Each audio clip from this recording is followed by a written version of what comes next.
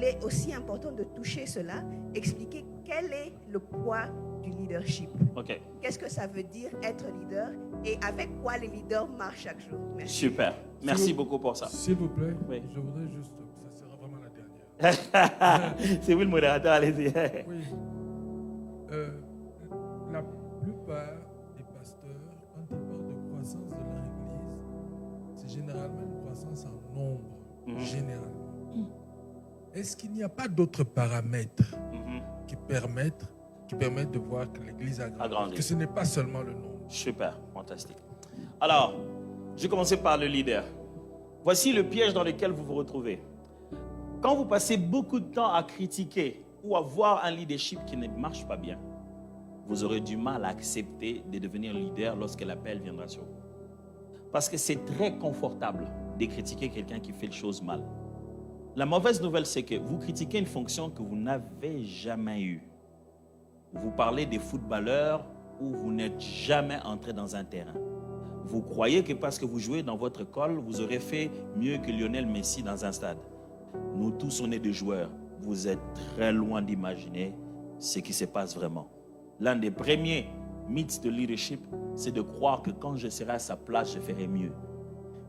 Quand tu seras à ma place, tu auras aussi les mêmes démons, les mêmes problèmes, les mêmes combats.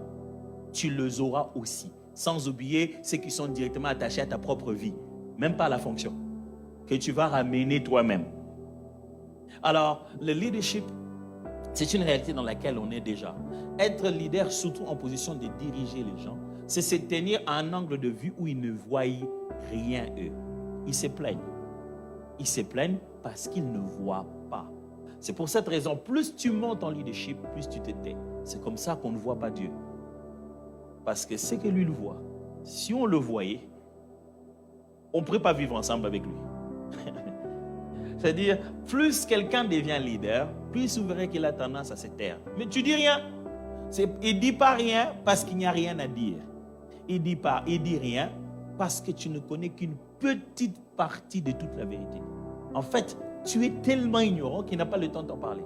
Pas parce que tu n'es pas intelligent, tu n'as pas les bonnes informations.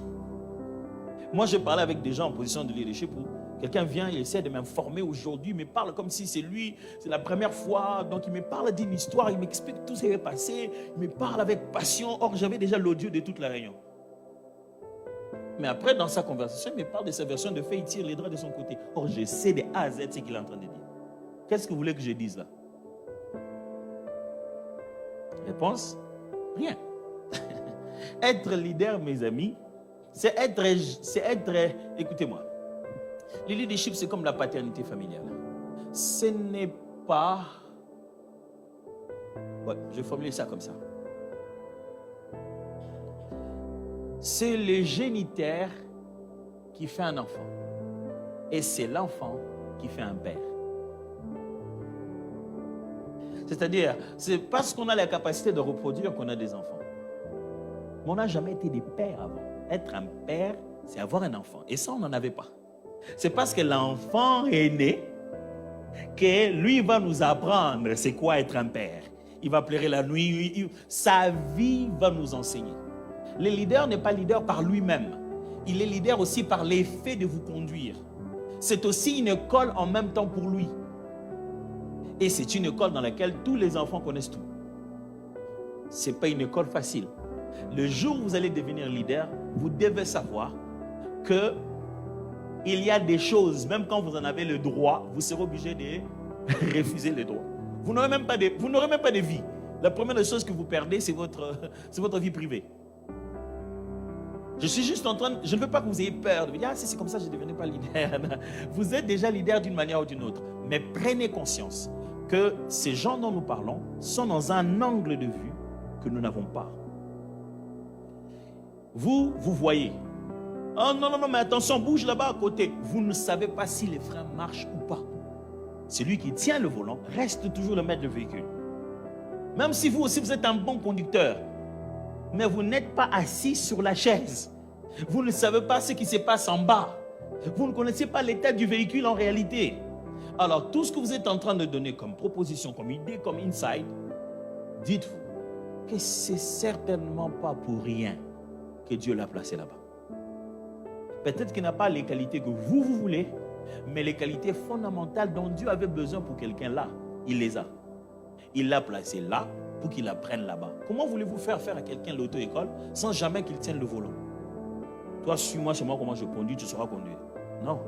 Si Dieu veut lui apprendre à conduire, il doit le faire asseoir là. Là où toi tu as l'impression que non, mais il tâtonne. C'est ça qu'on appelle l'auto-école. Il doit tâtonner. Et quel genre de leader tâtonne? Tout genre de leader tâtonne.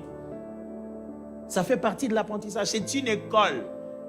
Et ce n'est pas une école académique de leadership, c'est une école de vie. Tu verras tout de suite quand non, là c'est une erreur. Et mais demain, sois capable de te dire, il a grandi. Il est devenu meilleur. Alors, pour finir, ce qu'il vient de dire tout à l'heure, la croissance d'une église n'est pas le nombre. D'ailleurs, dans le nombre, un nombre peut être